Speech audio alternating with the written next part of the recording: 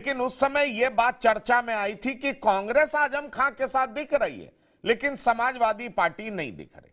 अनुपम जी, अगर मैं कुछ गलत बोल रहा हूं तो आप इसमें कुछ ऐड करें, आप अपना कमेंट्स दें। पंकज भाई, मैं अपना कमेंट देता हूं, लेकिन मैं पिछले 2-2.5 साल से एक बात कह रहा हूं, शायद कासिम साहब को तो अब तक याद भी हो गई होगी, कि आजम खान अखिलेश यादव के पांव का वो कांटा है जिसको न्यायपालिका ने निकाल दिया। अखिलेश को इस बात का बड़ा सुकून है कि मुझे खुद झुक के अपने हाथ से वो कांटा नहीं निकालना पड़ा। इसका आप 2-2.5 साल वो जेल में रहे, अखिलेश यादव फटके नहीं, एक डेलीगेशन नहीं भेजा हो। बाद में शिवपाल यादव उनसे एकदम आपने देखा मिलने गए। आजम, आप इसको देखें, सिर्फ आजम की बात नहीं है। मैं यहाँ प्रयागराज में बैठा हूँ, रेवती रमन सिंह को देख लें, उस जमाने में बेनी बाबू थे, बेनी वर्मा को देख लें, शिवपाल यादव को देख लें। हकीकत यह है कि अखिलेश यादव एक यंगर जनरेशन के रूप में जब से आए हैं, पार्टी पे अपना कंट्रोल करने के लिए उनको अपनी पिताजी की जनरेशन से एक भी शख्स से नहीं बनी, सिवाय राम गोपाल यादव के एक भी शख्स को उन्होंने पसंद नहीं किया।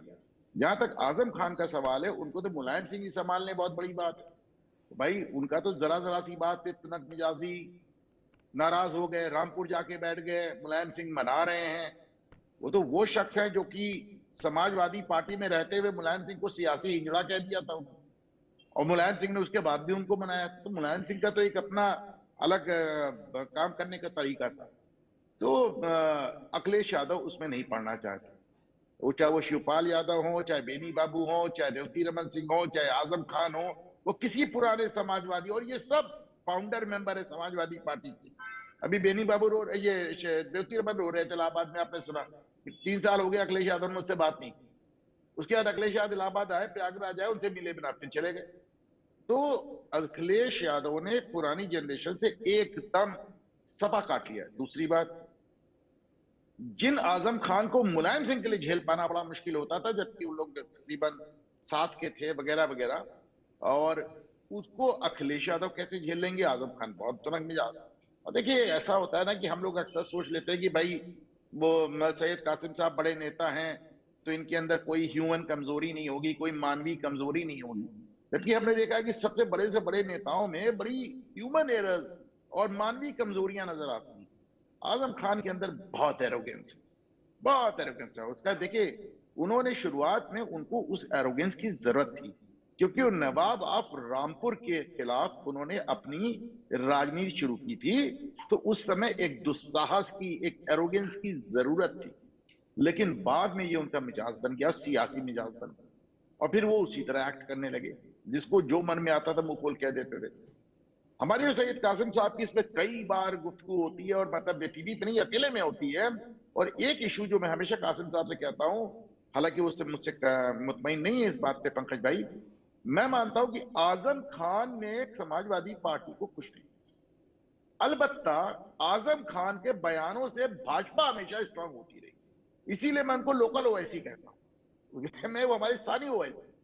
आजम खान एक बयान देता, अरे भाई मुसलमानों को अगर समाजवादी पार्टी को वोट देना है तो आजम खान को थोड़ी नहीं सुनते थे, मुलायम सिंह का मुंह देखते थे, जाके दे देते। अखिलेश यादव को देखते हैं, समाजवादी पार्टी को देखते हैं, साइकिल को देखते, जाके दे देते उनको। और देखिए, मुलायम सिंह ज्यादा बड़े मुस्लिम नेता थे आपको। जया प्रदा को आजम खान की नाराजगी के बावजूद रामपुर से मुलायम सिंह ने, आजम खान के खुले विरोध के बावजूद, जया प्रदा को मुलायम सिंह ने जिता दिया। आजम खान रोकते रह गए और उन्होंने कह दिया नहीं साहब हमारी कैंडिडेट है, दीजिए। मुसलमानों ने चल के वोट दे दिया। देखें, ये हवा की बात नहीं कर रहा हूं, आंकड़े बता रहा हूं। साहब उनके आजम खान के खिलाफ उन्होंने उनको जिता दिया। क्या कर लिया आजम खान ने? मुलायम सिंह की बात सुनता था मुसलमान की, आजम खान की सुनता था। आजम खान, अच्छा, पश्चिमी उत्तर प्रदेश में आसपास ऑलरेडी इतने कद्दावर नेता हैं, कोई आजम खान का और हमारी तरफ इधर पूर्वी उत्तर प्रदेश में आजम खान को कोई सुनने को नहीं तैयार है। दूसरी बात आप देखें, मतलब जब मैं सोचता हूं कि भाई रामपुर के इतने बड़े नेता हैं, 1980 में जीते थे आजम खान पंकज भाई पहली बार। 1980 से जब से वो आए हैं, आज उनका 50 साल का, उनका 45 साल का उनका वो हो गया सियासी सफर। लेकिन अगर आप रामपुर की सीटों को देखें हैं, जब से वो राजनीति में उनका वो विधायक हुए हैं, जब से आजम खान रामपुर से विधायक हुए हैं, और बात चूंकि संसदीय चुनाव की हो रही है पंकज भाई, चूंकि लोकसभा चुनाव की बात हो रही है, तो मैं आपको पढ़ के सुनाता हूं। 1980 में कांग्रेस जीती, 1984 में कांग्रेस जीती, 1989 में कांग्रेस जीती, 1991 में भारतीय जनता पार्टी जीती, 1996 में कांग्रेस जीती, 1998 में भाजपा जीती, 1999 में कांग्रेस जीती, फिर 2 बार जया प्रदा। फिर वहां पे लोकसभा सीट निकालने के लिए आजम खान का जब जादू नहीं चला 15-20 साल, तो मुलायम सिंह जया प्रदा को ले गए, फिल्म स्टार को। जया प्रदा ने उसको 2004 और 2009 में निकाला।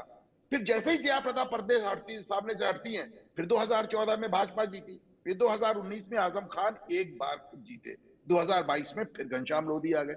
और उस ये मतलब आप 1980 से लेके अभी तक देख ले 2024 तक एक बार बाकी सब कांग्रेस जीत रही है, भाजपा जीत रही है या जयप्रदा। तो आप फिर विधानसभा आप देख लीजिए, अरे मियां आपकी विधानसभा में 52% वोट पाई भाजपा।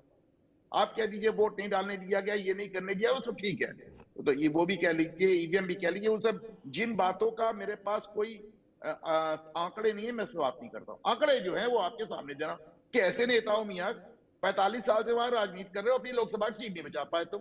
एक मतलब तुम्हारी इच्छा के खिलाफ मुलायम सिंह ने वहां जिया प्रताप जिता दिया, या वहां भाजपा जीतती है या कांग्रेस जीतती है। कहां के नेता हो तुम, कहां कैसे नेता मान लो? एक अपनी विधानसभा जीत गए, तो इस हिसाब से तो प्रमोद तिवारी से बड़ा कोई नेता नहीं है। 12-14 बार रामपुर खास निकाल के बैठे आज तक, 1980 से लेकर 2022 तक, और रामपुर खास आ रही नहीं। उत्तर प्रदेश के सबसे बड़े हिंदू नेता वो हो गए। नहीं, मैं नहीं मानता। मुझको ये लगता है कि आजम खान ने जितनी बार जबान खोली उतनी बार सपा को कोई फायदा नहीं हुआ। आजम खान के कहने पे एक सैयद कासिम ने जाके वोट नहीं दिया होगा, पर आजम खान के जुबान खोलने पे एक अनुपम मिश्रा का वोट हमेशा कटा है, और हमेशा कटा है।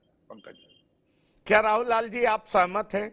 मैं खास तौर पर इसलिए ऐसा पूछ रहा हूं क्योंकि ये 10 बार विधायक रहे, इस बात से तो कोई इनकार नहीं कर सकता। इनकी राजनीतिक शख्सियत बहुत बड़ी रही है। इन्होंने जब चाहा, जिसके खिलाफ चाहा, खुल करके बोला।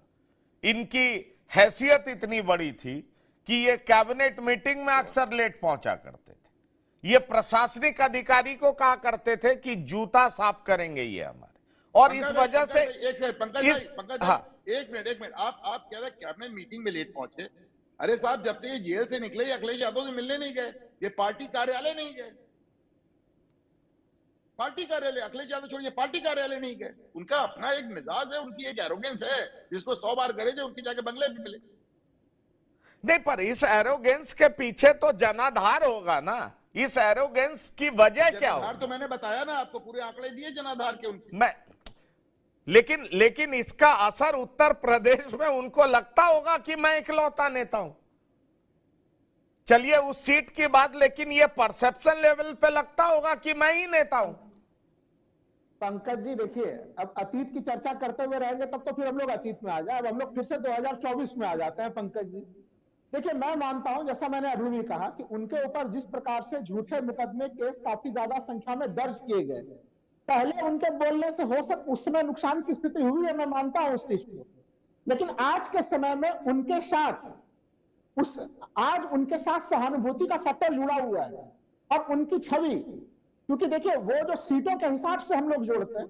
अब कुछ बोलना चाह रहे हैं, बोल लीजिए, फिर मैं जवाब दे दूंगा। राहुल भाई, आप राहुल भाई पहले भी कह रहे थे कि उनके खिलाफ फर्जी मुकदमे हुए और सहानुभूति, तो मैं आपको बता दूं, आजम खान पे जो 82-83 मुकदमे हुए हैं, उनमें से 1 या 2 छोड़कर 80-81 मुकदमे रामपुर के गरीब मुसलमानों ने लिखाए हैं। आरएसएस, विश्व हिंदू परिषद और बजरंग दल ने नहीं लिखाए हैं।